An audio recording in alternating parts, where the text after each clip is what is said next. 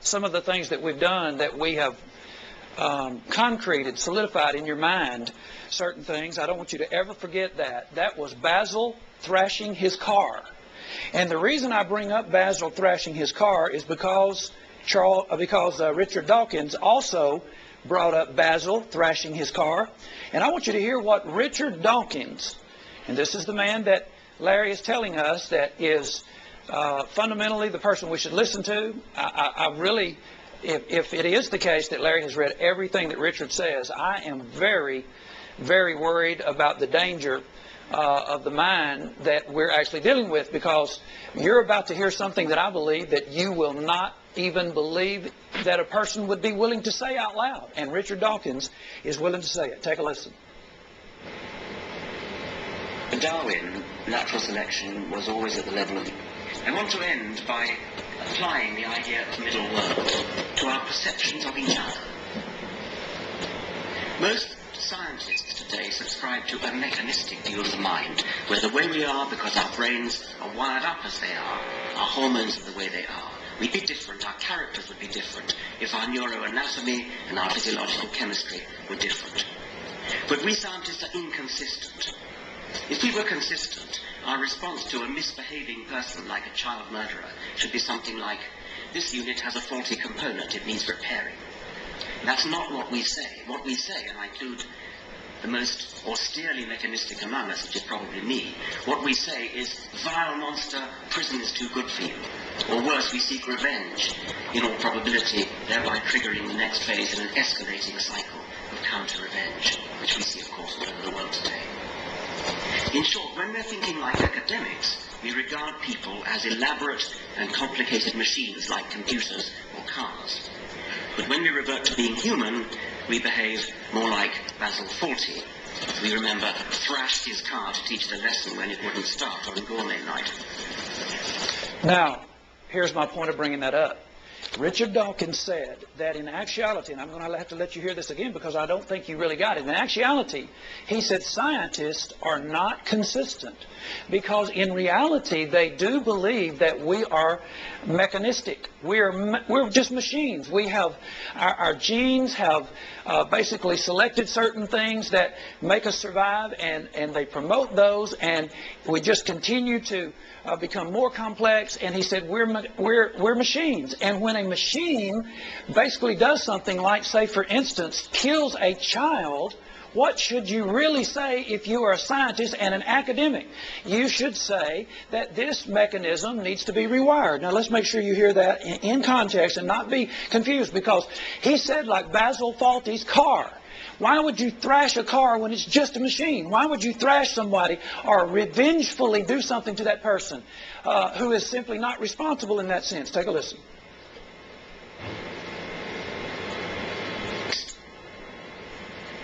Most scientists today subscribe to a mechanistic view of the mind, where the way we are because our brains are wired up as they are, our hormones are the way they are. We'd be different, our characters would be different if our neuroanatomy and our physiological chemistry were different.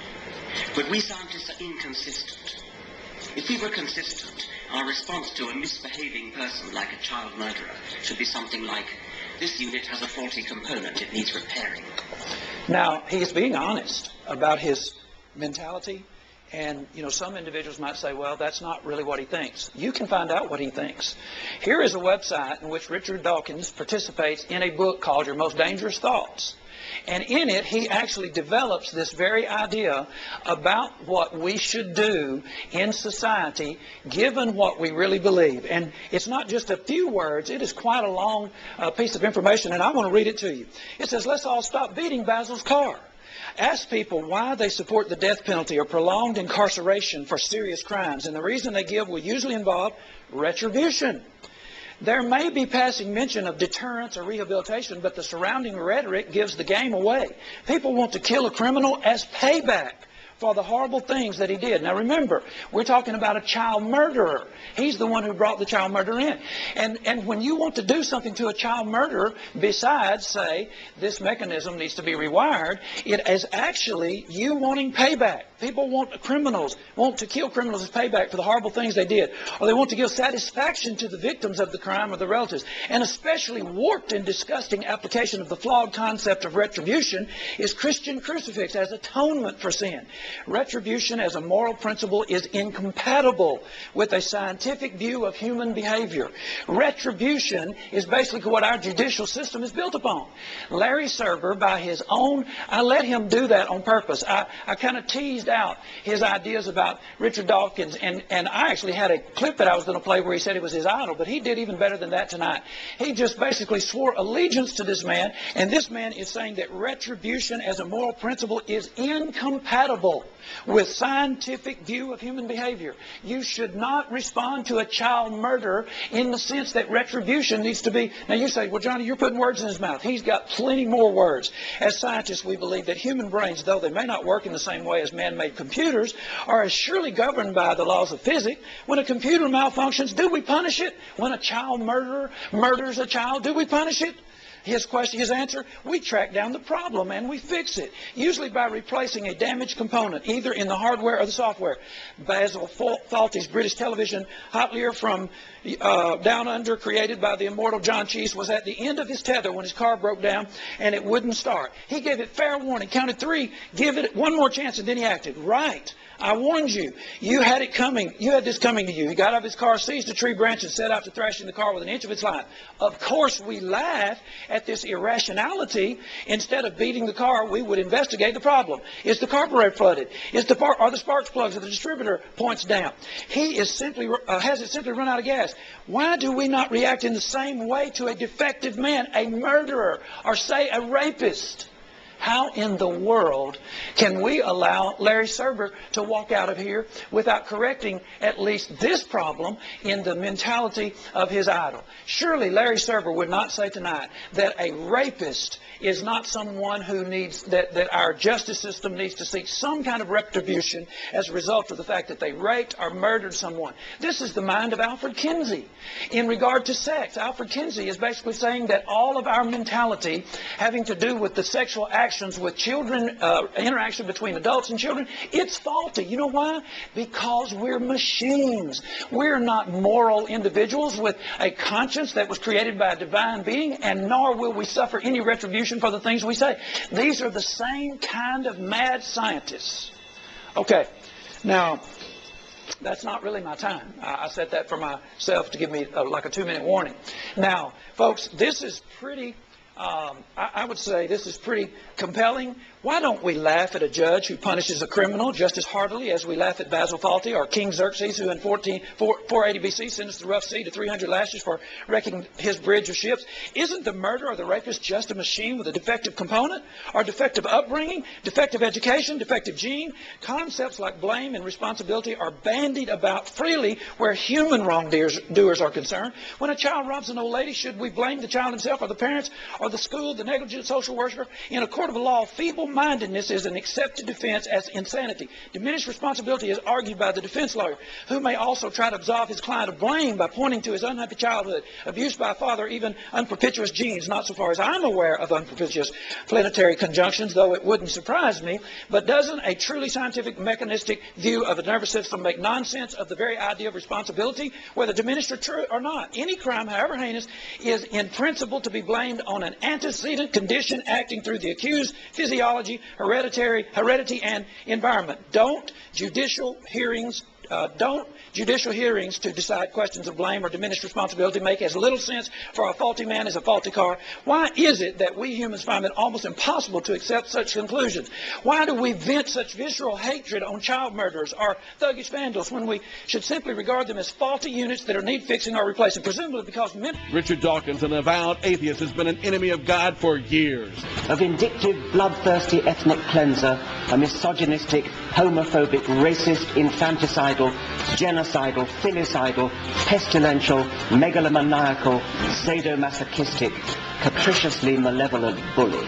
Now a disciple of Dawkins from Reidsville, Larry Surber is going to go toe-to-toe with Johnny Robertson live on WGSR in Reidsville. Watch Johnny Robertson versus Larry Surber debate live August 2nd and August 9th from 8 to 9 p.m. You don't want to miss it. Richard Dawkins, an avowed atheist, has been an enemy of God for years. A vindictive, bloodthirsty ethnic cleanser, a misogynistic, homophobic, racist, infanticidal, genocidal, filicidal, pestilential, megalomaniacal, sadomasochistic, capriciously malevolent bully.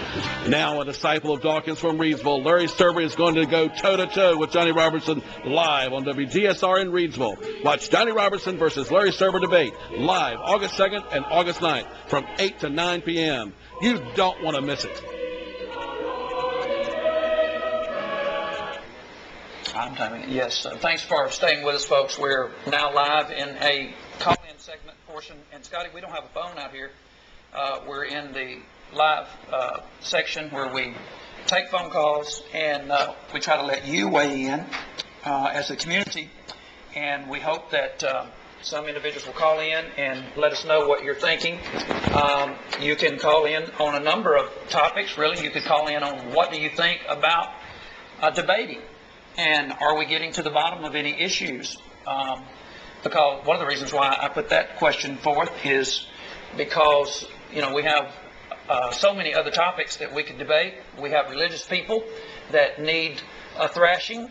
If you want to use Basil Fawlty's and use Richard Dawkins' view, actually Richard Dawkins would say they don't need a thrashing, because why would you blame anybody for that? So we're going to put our phone lines up. They're actually up, and I realize that we have our Michigan phone lines up. Now, what is our Reidsville phone number? 888-400-3801. All right, and 336-589-6982. That's for persons local here in Reidsville. And then 231-425-6044. And the phone lines are live. You're not going to be screened. If you call in tonight, and I just can't believe we don't have individuals that are watching that are wanting to weigh in on the information that we're sharing tonight, and we're giving you that opportunity.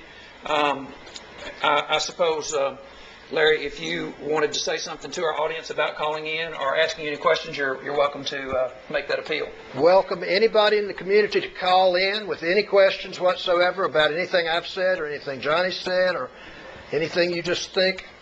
Okay. Let's see what we got going on. You're on. What does the Bible say? Yeah, I've got a question for Mr. Surber. Okay.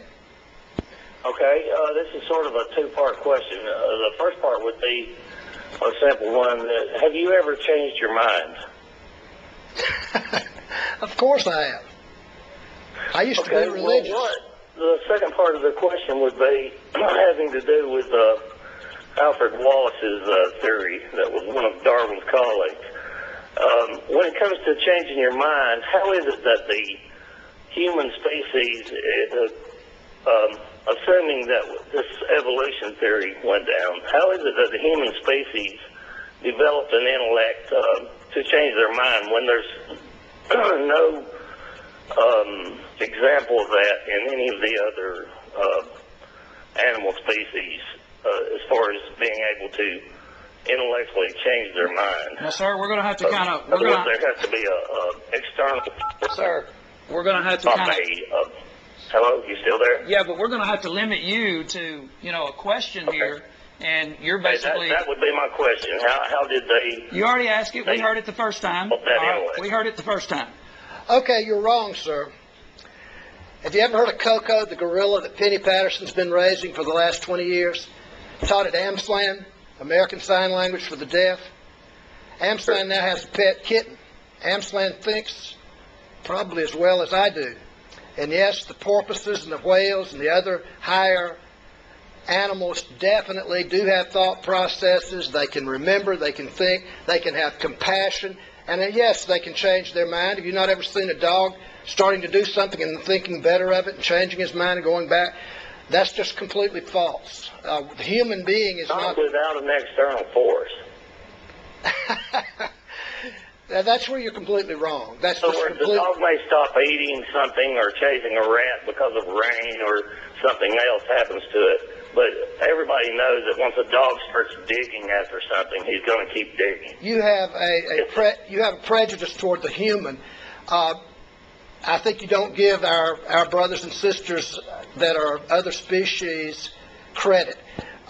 There's been enormous amounts of research in the laboratory on the intelligence of animals, and it'll just knock you for a loop if you get over that prejudice toward we being so special. Yes, other animals do think, and it doesn't require an external stimulus. They make decisions. As I said, Coco the gorilla can tell you what he's thinking. Coco the gorilla was trained to do those things. No, he was not. He was trained to speak language with humans. Penny Patterson has raised him for 20 years. He shows compassion. He saw a horse going by, and the horse had a bit in its mouth, and he signed to Penny, "Horse sad." She signed back. You know what? Wait a minute, let me finish. She signed back, "Why horse sad?" He said, "Mouth hurts." The cat hasn't the intellect.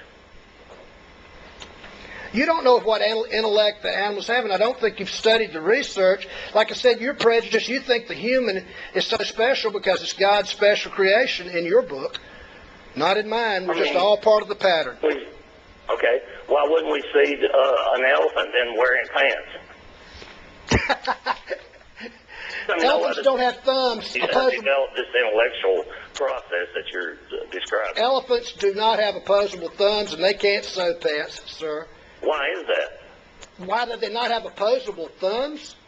And Well, you why do? has the other animals not developed the way the human species has? If we're all in this evolutionary process, why is that not possible that other species would have also developed into an intellectual? They will. Give them time. They will. Let me interrupt now. We've been going for several minutes here, 7 minutes, and let me kind of interject something from what I'm actually reading, caller, and I'd like for you to comment on this. If you can see what's behind me, it says, "Why do we vent such visceral hatred on child murderers and on thuggish vandals?" It sounds like to me, and I would just like for you to comment, it sounds like to me that we're going the other direction, that we're actually going to start acting more like animals who don't respond in a fashion that Richard Dawkins was describing as retribution. Would you say that this is progress, or would you say that we're regressing back down to what he says, his words, our animal brothers and sisters? I would have to say yes, that we are digressing to that because of the simple fact that we're losing our spiritualism. It's something that Surber and Dawkins and all the rest of them wanted to get away from.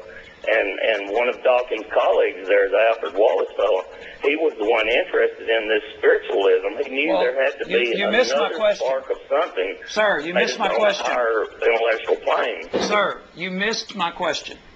I'm not talking about us as basically you looking at society. I'm talking about what is behind me, what Richard Dawkins is promoting here. Would you say that that is a upward direction for the species, or is that back in a negative direction when he says that we should not have any kind of hatred or any kind of retribution feeling towards thuggish vandals, murderers, child rapists, and things of that nature? Not the human race. I'm talking about this individual who's writing that.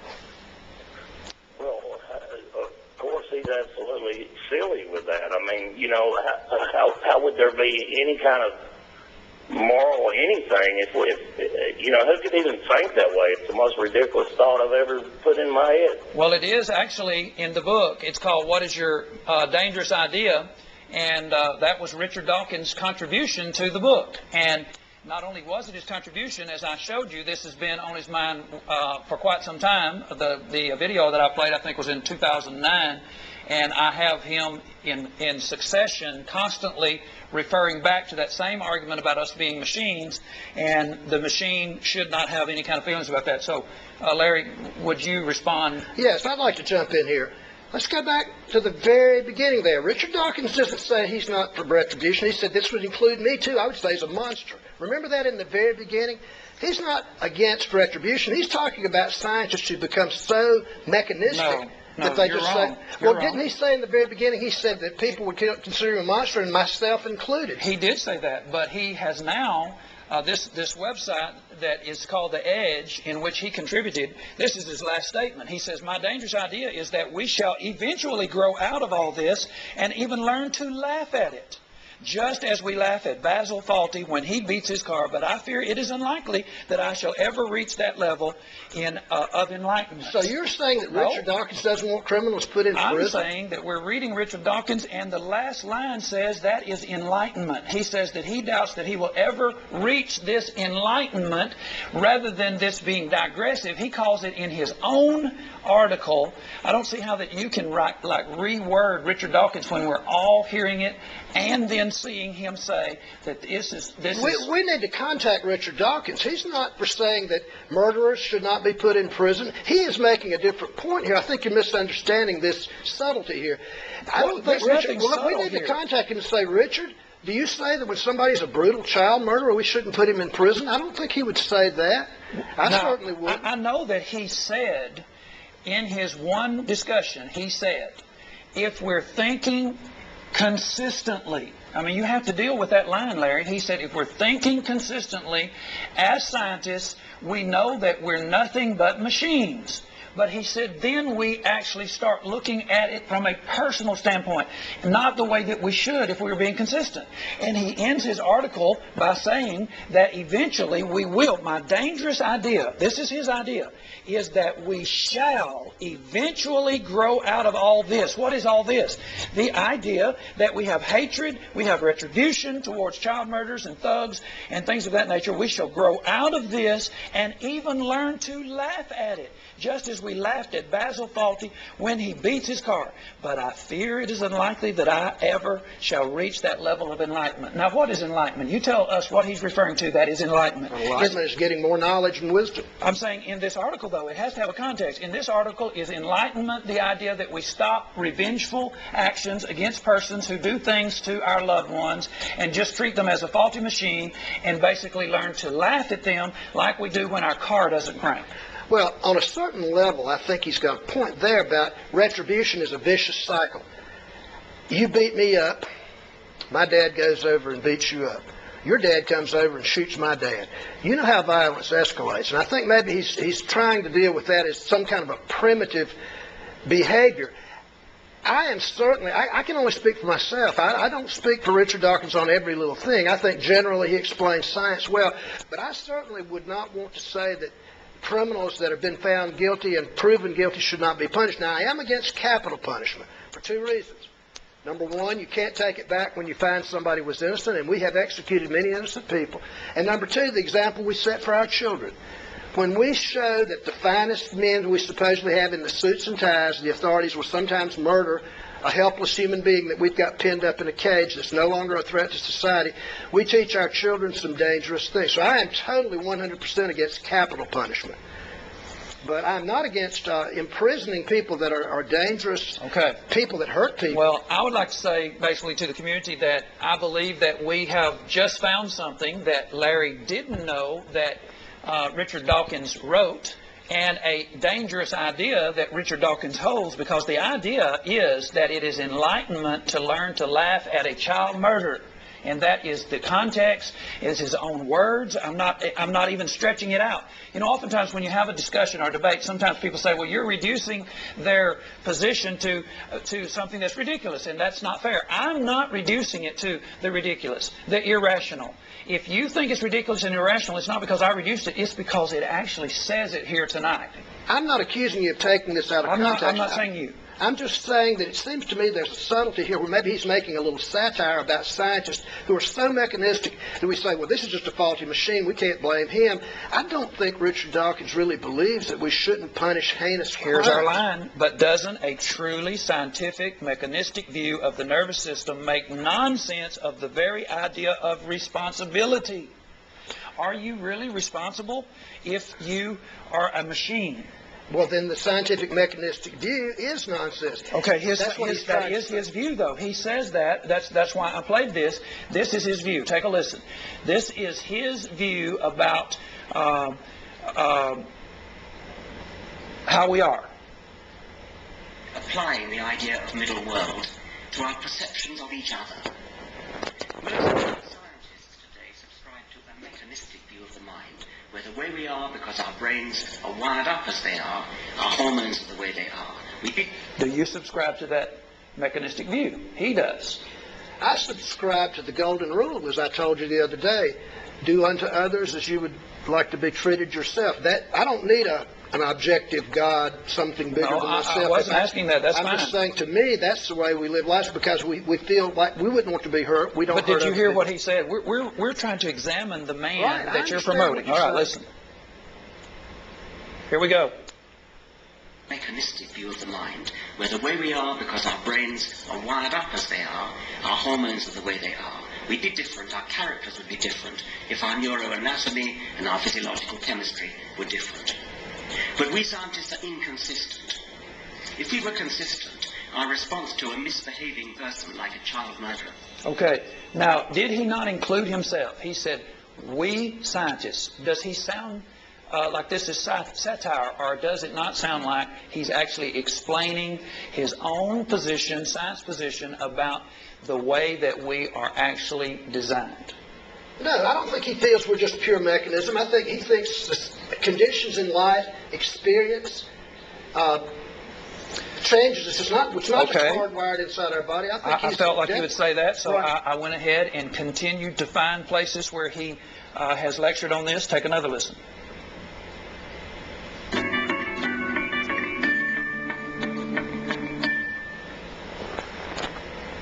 Natural selection chooses among self-replicating entities. Those self-replicating entities have some kind of power over their probability of being copied, of being replicated, of being passed on. In practice, that almost always means choosing between alternative DNA genes. So it's about the natural selection, the disproportionate. It's about the unequal survival of genes through generations. That is natural selection. We see it in the form of changes in phenotypes, that's to say, changes in bodies, because it's through the changes in the bodies that the genes induce that they ensure their survival or fail to survive. The ones that are good at surviving are the ones that are good at building bodies, and that are good at surviving and reproducing. Now what? Here it comes. We're gene machines in the sense that a body is constructed by genes that have been successful in surviving in the past. They're good at surviving because they're good at constructing machines in which they survive. So a body is a machine for the propagation of the genes that built it. The body is a machine for the propagation of the gene. The body is not purposeful. Would you agree? There is no purpose. We're just machines for the genetic material uses a human until he's old enough to reproduce and then kills him. Okay. That's why we die. Did he sound like he was using satire? I'm not saying that he's using satire on that particular point. I'm just saying that Richard Dawkins does not believe that we're just hardwired to behave like robots. We can choose, and many people do choose, to make moral behavior. And a lot of it has to do with how we've been treated, how we've been brought up. My question tonight, Larry, is have you read Richard Dawkins' Most Dangerous Idea? That's no, I must say, I said earlier, I'd read all of his books, and I had read all of his articles in magazines for years, but I had not seen that book, but you better believe I will get it and read it thoroughly. Okay, so in it, he actually did say that we are, in fact, hardwired. I mean, all the things that you're saying that he did not say, he actually said. I mean, he started off, asked people why they support the death penalty or prolonged incarceration. We're off of the death penalty. Let's just say we can agree on the death penalty. Now we're on prolonged incarceration for serious crimes, and the reason they will give is usually involved retribution. And he goes on to basically demonstrate why it is that he doesn't believe that any of these things are proper for a machine. Machine. That's right. And we are machines. As scientists, we believe the human brain, though they may not work in the same way as man-made computers, are as surely governed by the laws of physics. When a computer malfunctions, we don't punish it. We track down the problem and fix it. So, again, he uses Basil Fawlty as an example of it, and went through the whole thing again, and how irrational that was. Now he says, his conclusion, why do we react in the same way to a defective man, a murderer, say, or a rapist? who in fact is nothing but a gene machine. Why don't we laugh at a judge who punishes a criminal as heartily as we laugh at Basil Fawlty? So, Larry, I know that I've had lots of, not lots of discussions, but we've had discussions in which we talk for lengths of time. And I never, in my wildest imagination, would have thought that you would have carried that kind of dangerous idea around. Well, now, let me get this straight. This is a book that someone edited, and Richard Dawkins just has an article in there, Richard right? Dawkins wrote, a gentleman named, I forget the guy's name that wrote the foreword. He wrote the after. Steve Pinker wrote the foreword. Stephen Pinker, yeah, I know He that. wrote the afterward, and this article first appeared on a website called The Edge, and these individuals are discussing these things of that nature on the website, and what they did is they published the articles from the website in the book, What is Your Dangerous Idea? Okay, so you can see why I might not have heard about this, even though I'm a huge fan of Richard Dawkins. This was just a book that he wrote. He's probably written hundreds of, afterwords and prefaces. And he also wrote that article as well, though. I mean, You're right. I had not seen that. I want to study up on that. And I have. If we don't have the time tonight because we have another segment planned, but I have another 14 minutes where Richard Dawkins actually talks about natural selection and how it lends and ends up being in his. I'm stumbling over that word. Mechanistic environment, or the mechanistic makeup of the man. And so, now let me just say to our community, Larry's going to be back with us next Thursday.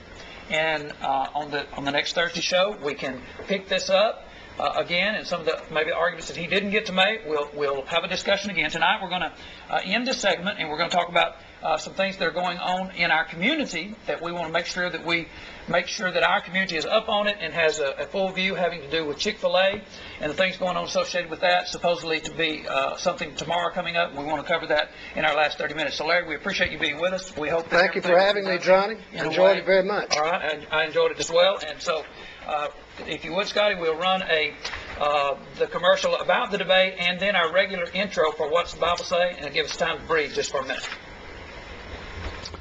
Richard Dawkins, an avowed atheist, has been an enemy of God for years. A vindictive, bloodthirsty ethnic cleanser, a misogynistic, homophobic, racist, infanticidal, genocidal, filicidal, pestilential, megalomaniacal, sadomasochistic, capriciously malevolent bully.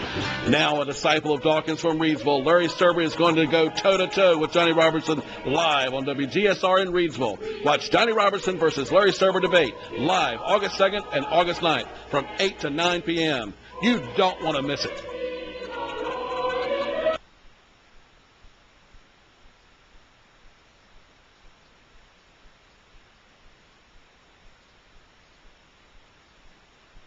I couldn't stand Johnny at first. I thought he was a nut. And once I read the Bible for myself, I'm able to accept the truth now. All right. And it doesn't make me angry. I'm talking about the Lauren Hardy show on Wednesday. Don't worry about them. Some of y'all, get off of it, would you? Don't dare do that again. Shut that up. Shut that up. Shut that up. As your pastor, I am telling you, please, don't waste your time on Wednesday nights watching this television program. If you're looking for Laurel and Hardy, I left my derby and I left my cane, but I did bring my Bible. If you'll read along with me, you'll find that the persons who are making the accusations, they're really the ones who have a problem.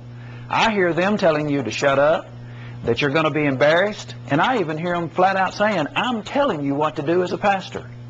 Give me a chance, and I'll give you what does the Bible say.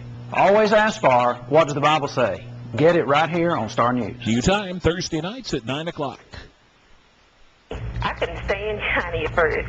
I thought he was a nut. And once I read the Bible for myself, I'm able to accept the truth now. All right. And it doesn't make me angry. I'm talking about the Lauren Hardy show on Wednesday. Don't worry about them. Some of y'all, get off of it, would you? Don't dare do that again. Shut that up. Shut that up. Shut that up. As your pastor, I am telling you, please, don't waste your time on Wednesday nights watching this television program. If you're looking for Laurel and Hardy, I left my derby and I left my cane, but I did bring my Bible. If you'll read along with me, you'll find that the persons who are making the accusations, they're really the ones who have a problem. I hear them telling you to shut up, that you're going to be embarrassed, and I even hear them flat out saying, I'm telling you what to do as a pastor. Give me a chance, and I'll give you what does the Bible say. Always ask for, what does the Bible say? Get it right here on Star News. New time, Thursday nights at 9 o'clock. Now,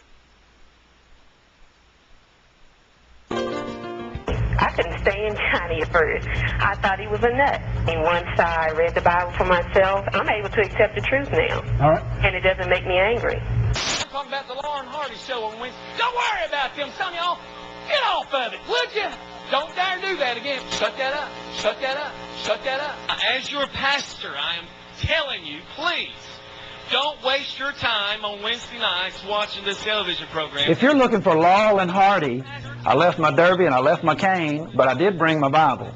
If you'll read along with me, you'll find that the persons who are making the accusations, they're really the ones who have a problem. I hear them telling you to shut up, that you're going to be embarrassed, and I even hear them flat out saying, I'm telling you what to do as a pastor. Give me a chance, and I'll give you what does the Bible say. Always ask for, what does the Bible say? Get it right here on Star News. New time, Thursday nights at 9 o'clock. All right, thanks for staying with us. We're in a second segment of our What Does the Bible Say tonight, and we still can have our phone lines up if you don't mind, Scotty.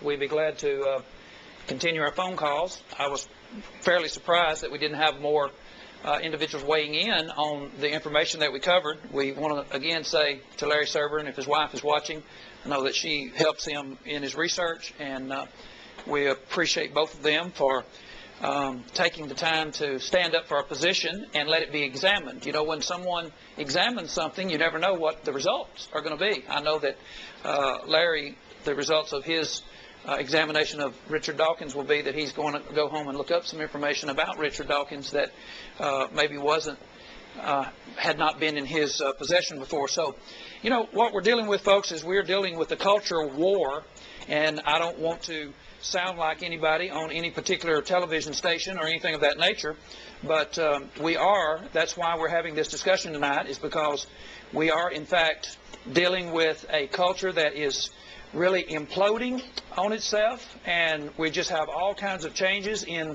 the way things are done and the way things are looked at. I want to speak to you about Chick-fil-A, if I can. I want to show you a clip that we took, I think, a couple of years ago in regard to the homosexual community and their feelings about Chick-fil-A, and I hope that you're up on Chick-fil-A, the fact that they have decided to make a stand, and I want to show you I don't think you'll see this anywhere else because I don't think anybody actually was covering it before. We've been covering Chick-fil-A and their run-in with the homosexual community for the last 2 years. And if you are out there and you think that we don't live in a world where your liberties are fast being taken away from you as a result of other person's preferences, and that's what we're talking about really when we get down to this. Somehow or other, we're going to have to figure out how to live in a world where everybody has preferences, but now the preferences have become completely deviant in the sense that they're no longer recognizable by, let's say, persons who would have been alive 40 years ago. Who 40 years ago would have thought that some scientist would say, and his cohorts would say, that pedophilia, the actual acting out between adults and small children, would be enjoyable to the small children? That it is not abuse in any way, that it actually can be enjoyed. Who would have thought that in the name of science that you would have that being said?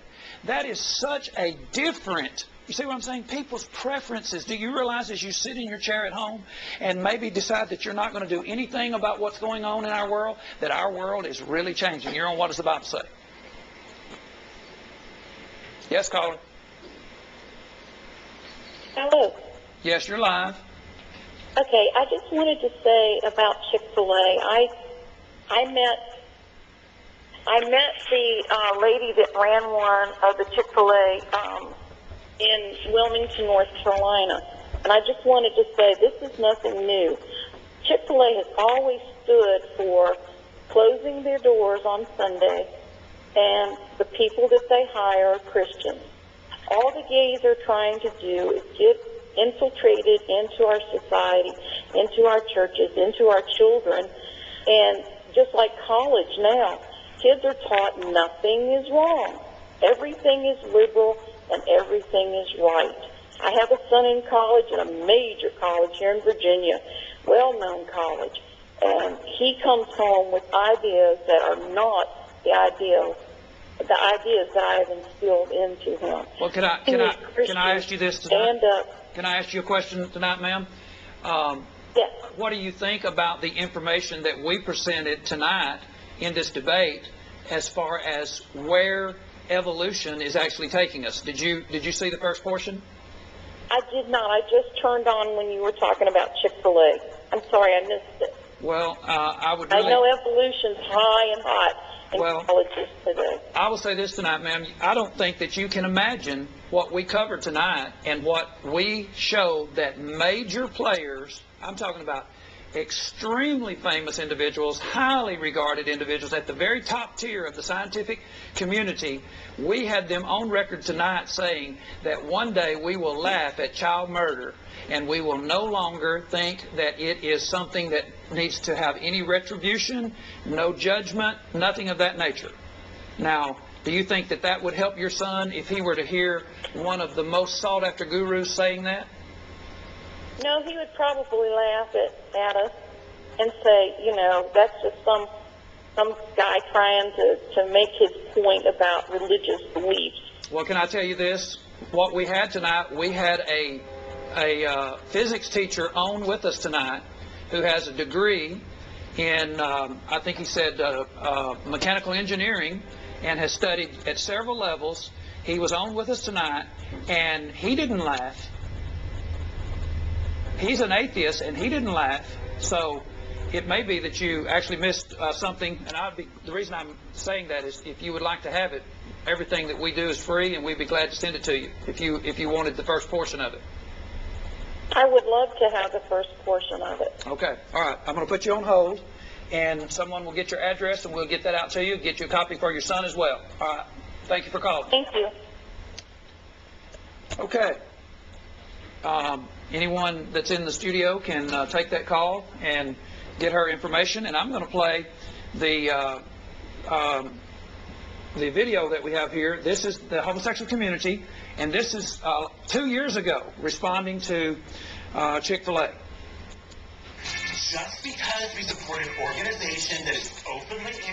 If you know me, you know that I love a chicken sandwich. I literally eat a chicken sandwich. But lately, my favorite fast food chain, Chick-fil-A, has been throwing gay people some serious shame. The owners of Chick-fil-A have proudly built Christian principles into their corporate culture. But when one of its outlets donated food to a group that has worked to block same-sex marriage, gay rights groups said enough. Yup, the most delicious chicken chain in the world. I don't get it with you, Chick-fil-A. One day you're telling me to eat more chicken, and now you're telling me after the initial backlash, the chain's president, Dan Carthy, finally cleared the whole thing up. Providing food to these events. Now, I do want you to hear that it has not been the case all along that the founders of Chick-fil-A, and I'm going to move this over to my media player so we can actually control it better, they have not always been standing up. That's the point that I want to make tonight, is we were producing evidence that it was the case that they weren't standing up previously. It was always at the level of the individual. If you know that is not an endorsement of these events or any of the whole thing. Providing food to these events or any event is not an endorsement of the mission, political stance, or motives of this or any other organization. Just because we support an organization that is openly anti-gay doesn't mean we're anti-gay. It means our sandwiches are anti-gay. But they don't need to do that when they already offer their traditionally married employees a retreat at the Winching Foundation. Now, what I'm demonstrating tonight, and I am very happy with Chick-fil-A's stance now, but I am demonstrating, folks, how difficult it is in our world and how some individuals have been. Just because Chick-fil-A was hiring, as the lady said, she said they were hiring Christian individuals and closing on Sunday. 2 years ago, Chick-fil-A was trying to say that we don't endorse these groups just because we happen to cater to them, when in fact they were endorsing them and it caused them trouble. And I'm simply saying to you tonight, take a lesson from what Chick-fil-A is going through. You could be the next person. This isn't something that's going to go away. Continue to listen. And I'm saying, I'm glad that Chick-fil-A basically ended up at the end of the day saying, look, you've pushed us as far as you're going to push us. We're going to have retreats for our married employees, married employees that are married to a man and a woman. We're going to try to promote family values. And you know what? You're not going to keep us from doing it. And now they've given it over to us, the public, to decide. And I hope that we help them out. Continue to listen. Chick-fil-A's charitable arm. These retreats feature infamous Kentucky speakers like Max Gallagher and focus on the family. And they all spout the same Chick-fil-A. Okay. Now this gentleman is saying that he was glad that Mr. Cathy cleared it up. Mr. Cathy said, we do not actually endorse these groups or these individuals. But guess what? Yes, they do. And now they have come out to say that they do. Let me also let you listen to another clip. This is actually a interview that took place at Chick-fil-A in Danville, Virginia, when this was going on last year. You take a listen and you decide if they were always willing to take a stand. Now, what they were trying to do is they were trying to have their own restaurant. They were trying to hire whomever they chose, and that's their right. And they were trying to basically just make food available for anybody that came in the door. But notice, the homosexual community is not going to allow that. The homosexual community is not going to be satisfied until you actually cannot have your own retreat. You can't do things the way you want to do. You can't promote your own message. That's what's going on. Take a listen. And you can question tonight. You be the judge. Was it working? Was the homosexual community actually intimidating Chick-fil-A in Danville? Take a listen.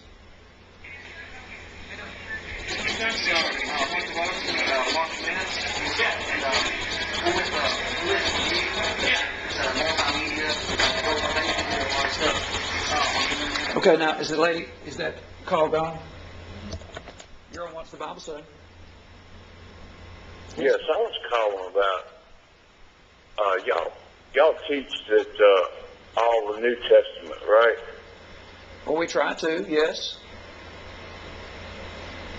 Well, y'all have a prayer leader, right, in your church? Number one, we would never say that it's our church. And then number two, I don't know how tell me what a prayer leader is, unless you mean someone who speaks one at a time. Do you mean everybody prays at the same time audibly, or do you have one person who leads a prayer? I'm talking about just one person leading the prayer. Well, naturally. I'm referring to Matthew 6, 3 through 6. Okay, so are you basically trying to say that every prayer has to be in your closet? Not in a closet. It says don't let your right hand know what your left hand is doing, or vice versa. Okay, now I thought that was about your secret. I thought that was about your alms. All right, right below that is prayer, and it's to be in secret. Okay, it says don't be hypocrites like the people in the synagogue. All right, now, sir, I did not just ask you, are you trying to say that all your prayers have to be in a closet? And you said what? In secret.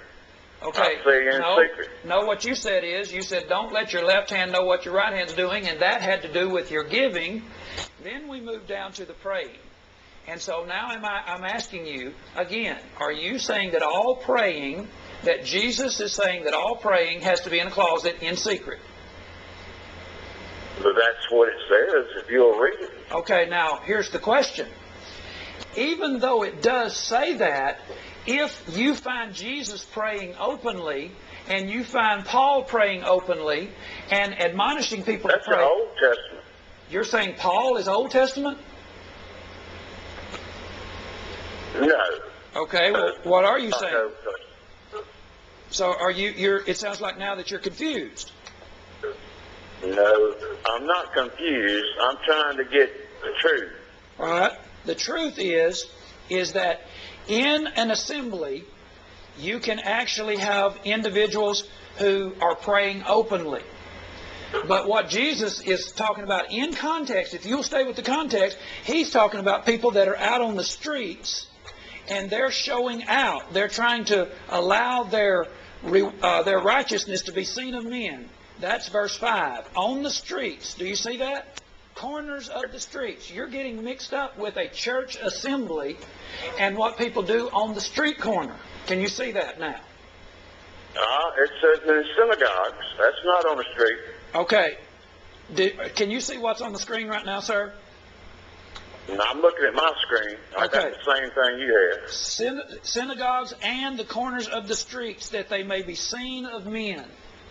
Verily I say unto you, they have their reward. Okay. Now, my question is Jesus regulating that in an assembly, in a church assembly, that you cannot have an open prayer? Are you saying that he is, that all prayer therefore has to be in secret? Well, I'm going back to what you're saying. He don't say you can, and he don't say you can't. Well, the thing is, if you find him doing it, then you know that he is saying you can. Would you affirm tonight, or would you deny that Jesus prayed publicly? That was Jesus Christ himself and his disciples. Okay, so then, or do you have an example of other individuals praying publicly? No. Okay, so not according to Scripture. What Scripture are you talking about? Matthew 6. All right. Now, are you saying then that James chapter 5 verse 14, is any man sick among you, let him call for the elders of the church and let them pray over him? Now, are you saying that the elders have to go in the house and get in the closet when they come to your house and have prayer with you? No, that's not. So you take it to a different place now. That's exactly the I'm just going by what it says here. You can't take the Bible, sir, and just use one verse. If you did, you could say that, you could just come up with something that Jesus said, or maybe you could go to the Old Testament and say that God told Noah to build an ark, and first thing you know, you would think that you need to build an ark. That's why you have to take the entire context of prayer in the New Testament. I mean, do you think it would be too much of an exercise for you to look up the word prayer every time it's found in the New Testament? Would that be too much of an exercise for you? I'm saying, from God's standpoint, do you think that that would be too much to require of you? It comes up too many thousand times. Are you sure? Are you sure? Well, when you put a search in on prayer, yeah. You're saying it's going to come up thousands of times? Well, I don't know about thousands, but that's pages of it. All right, 32 times. Okay. See, sir, that's pages. 32 times, not pages. 32 times the word prayer is found in the New Testament. And you see, that's the problem that we're having in the world, is persons will turn to one passage when you could have in 20 minutes looked at all of the passages that say prayer. Now, I didn't add an S. I could have said prayers, and that's going to raise it up some. And I could have said prayer, and that's going to raise it up. I did say prayer, but I could say pray. That's going to raise it up some. So I'm going to do it again for you, okay? Okay. I'm going to do a more less restrictive search. All right? Now we're looking at the word prayer, pray, and praying, and prayers with an S. Now, 166 times, sir. Is that too much for God to expect you to look at so that you wouldn't get confused and think that you would have to have the elders go in your closet if they came to your house? No, but that's 166 different verses. That's not much, sir, when we're talking about getting it right on something as powerful as prayer, is it? Yeah, but I was just wondering why you never speak on that. Oh, I do speak on this. What part of this are you talking about? Do you know one of the reasons why we don't always be involved in prayer? We're not always involved in prayer on our programs? Well, I know you don't do no praying on your program. I know that. Okay, we do. About it up in the church. We do pray on our program. We just don't pray in front of y'all. And one of the reasons why we don't is because we don't want some individual to say that we're trying to be seen of men. You see how that goes? But I prayed all the way up here tonight. We have 3 individuals here. I'm sure every one of them prayed before the broadcast that it would be a good broadcast. So, you see, we're trying not to flaunt our righteousness and flaunt our prayer life so that people won't say we're trying to get our reward. But, sir, if you were to ask me tonight to have prayer with you, there would be nothing wrong at all for me to have prayer with you. I would not be forced to be go in the closet somewhere here in the studio and have prayer. Because I've studied... It says they won't be answered today. No, it doesn't say it won't be answered. It says that if you do this kind of thing to be seen of men, you have your reward. But there are passages in this 166 verses that you have not read where persons prayed for individuals. And it was... I've read... Now, sir, you've already admitted... I've read the New Testament 3 times this year. Well, you've already said it must not be doing you much good because you said you thought there were thousands of verses on prayer. Maybe you need to do some... No, not verses, times it showed up. Well, all right, how about it's not 1,000 times it showed up? You said pages and pages. It's only 166. And I promise you, sir, if you will look at some of these, you will find that individuals were praying in a public setting, and that Jesus wasn't condemning all praying in public settings. He was condemning the trying to be seen of men. Okay. All right. I appreciate you on it. There's one thing else I wanted to ask you something on. Okay. This came from a member of your church. Okay. I don't have a church. The one on Stalin Avenue, Church of Christ. Okay. It's the Lord's church, but it came from a member of the Lord's church, is what you're saying. Yes. Okay. Go ahead. Is it true that some people in your church are... The Lord's church. The Lord's church are forced to get divorced because they're not married to the right people? Okay. Is it true that some people are not married to the right people? Can we first start with that? Can we start with that? Yeah. All right. Is it true that some people are not married to the right people? It is actually true that the Bible says